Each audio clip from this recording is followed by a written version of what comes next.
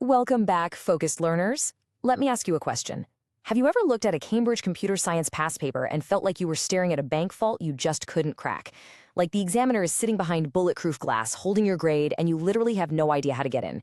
Well, today, we are orchestrating the perfect exam heist. We are going to extract every single available mark from one of the most notoriously tricky, high-stakes topics in the entire syllabus, Section 10.2, Normalization to Third Normal Form. And specifically, we're targeting the foundational stage, Unnormalized Form, or UNF. Listen, whether you are tackling syllabus code 0417, 0478, 2210, 9618, or the absolute beast that is 9626, the strategy I'm about to show you applies across the board. To set the stage here, I want you to picture two candidates sitting in the exam hall right now, sweating over their papers. First, we have Alex. Now, Alex works hard. Alex has memorized the textbook cover to cover, but when a question pops up about unnormalized form, Alex totally panics. They overload the page with every single raw computer science fact they know. It's a massive data dump, but there is zero actual analysis. Then we have Sam. Sam is just constantly racing against the clock. Sam rushes through the question, completely misses the crucial command word requirements, and ends up flawlessly answering a question that the examiner never even asked. When the results come back, both of their papers are absolutely bleeding red ink. They left the vault totally empty-handed. But not us, not today. Today, we are assembling a team of cognitive specialists, that's you and me, to pull off the perfect answer heist. We are going to completely replace those standard, flawed attempts with methodical, high-scoring execution. Are you ready? Let's get into it. Okay, let's dive straight into this mission briefing. To make sure you extract maximum marks today, we've divided this explainer into 3 distinct phases. First up, Phase 1, the blueprint, where we decode the core principles. Then, Phase 2, the execution, outlining our exact technical methodology. And finally, Phase 3, the security traps, uncovering the top examiner insights that trip up standard candidates. Let's walk right up to that vault door.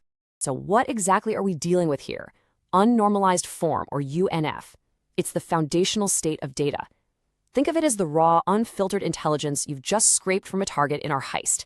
It's basically a massive, flat file full of repeating groups, highly redundant data, and just total unstructured chaos. Now, standard students, like our friend Alex, they treat UNF merely as a basic database state, something they just need to quickly rush past so they can get to first normal form. But top-performing cognitive specialists, they treat UNF as a complex conceptual framework that requires absolute mastery. Processing UNF requires systematic analysis, precise definitions, and evidence-based reasoning. You need to look at a chaotic spreadsheet of, say, student records, class enrollments, and teacher details, and mathematically prove exactly why it's inefficient. To do this, we use our ultimate infiltration tool, the Peel framework: point, evidence, explanation, link. You don't just state that data is unnormalized. No way. You make your point. You provide evidence from the table, like explicitly pointing out that student ID 105 has 3 different course names crammed into one single cell. You explain the causal relationship of why that creates update anomalies. And finally, you link it all back to the specific context of the exam question. Before we continue, subscribe to our YouTube channel, Ace the Exams, at acexams_IGCSE to excel in your Cambridge examinations. Click that subscribe button and hit the bell icon right now. All right, now that we're past the first layer of security, let's look at the vault's internal mechanisms. The Cambridge Computer Science syllabus is meticulously designed to target very specific cognitive domains. You have to know what the examiners are actually testing. The first domain is knowledge and understanding. This is your baseline, right? Just knowing what a repeating group actually is. But let's be real, raw computer science facts aren't enough to get the top grades. The security system requires the second domain, application to unfamiliar contexts. Examiners love to throw bizarre scenarios at you. One year it's a database for a futuristic drone delivery service. The next it's a specialized medical laboratory. You must apply your UNF principles to their specific context. Finally, analytical execution. You must break down the command words. Does the question say describe, evaluate, or analyze? Let's do a quick mental exercise right now. Imagine a question asks you to evaluate the data structure shown in Table 1. Candidate A says, the table is in UNF because it has repeating groups. Okay, neat. But candidate B says, the structure in Table 1 is currently in UNF, that's the point, evidenced by the multiple medication codes assigned to a single patient ID in row 3, there's the evidence, which prevents efficient querying and creates severe data redundancy. That's the explanation and link. Which one used the Peel framework? Exactly. Candidate B is the one walking away with the bag of marks. Now, this is where it gets really interesting. The principal examiner report provides the ultimate insider tip for our heist. Candidates referencing cross-topic connections achieve significantly higher marks. Pulling off the perfect exam heist requires you to see the entire casino, not just the one safe you're working on. A normalized form does not exist in a vacuum. To get those elite top-tier marks in your Cambridge exams, you absolutely must connect UNF to other areas of the syllabus. When you're explaining the flaws of UNF, link it to data validation issues. Discuss how a massive, flat, unnormalized file impacts processing speed or eats up network bandwidth when transferring highly redundant data. Connect it to data security. Ask the examiner, how much harder is it to set specific user access rights when all your employee details and highly confidential payroll data are crammed into one massive, unnormalized table? When you make these cross-topic connections, you prove to the examiner that you aren't just memorizing facts, but that you are master architect of computer science. Let's move into our transformation phase and see how this all builds into a repeatable, foolproof system. This right here is your 5-step procedural framework. This is the exact infiltration method you need to secure what Cambridge calls method marks. Remember Alex and Sam from our introduction?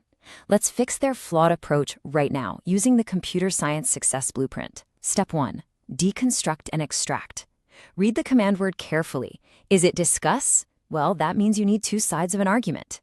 Extract the relevant data from that messy UNF table they provided.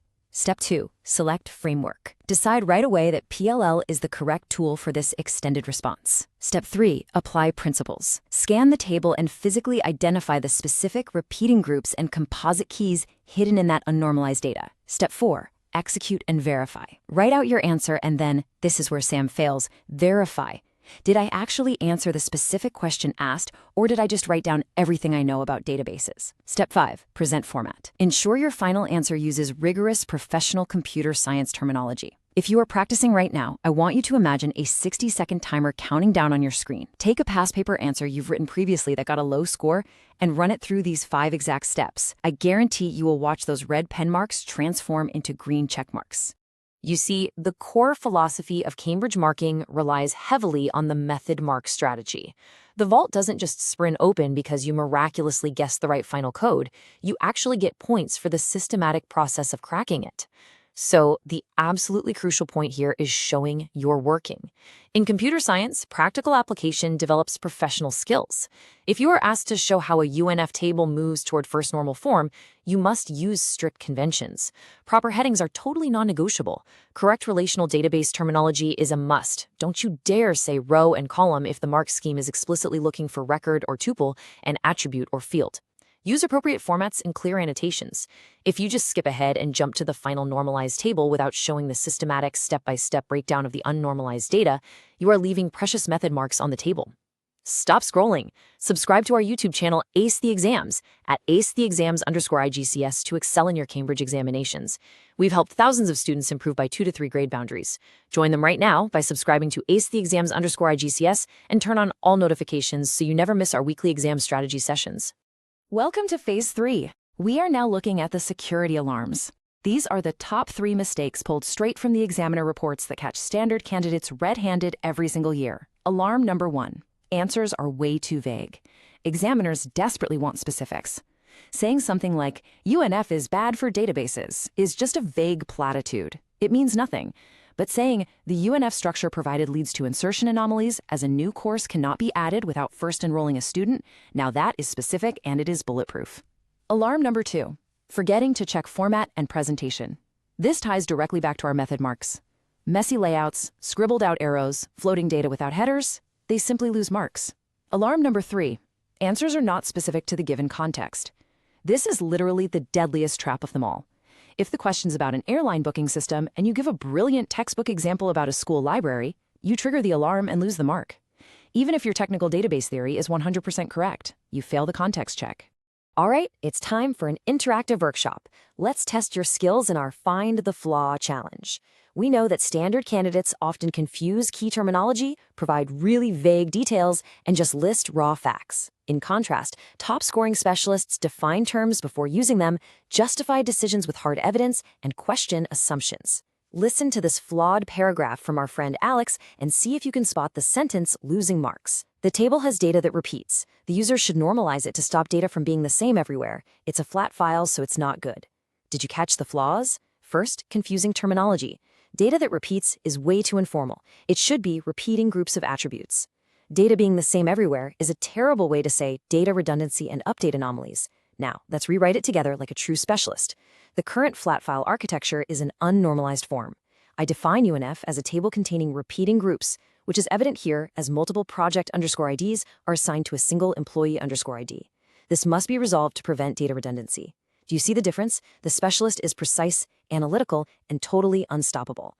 Okay, team, let's look at another tool for our speed writing challenge. When you are given a complex IT scenario, you need to be able to scan and extract the data like a master strategist using this critical analysis extraction matrix. First, look for limitations. Identify the constraints in the data provided. Is the UNF table missing a clear primary key? Next, look for assumptions. Question and highlight them. Is the system foolishly assuming that a customer will only ever have one single phone number? Then, interpretations. Consider alternative perspectives.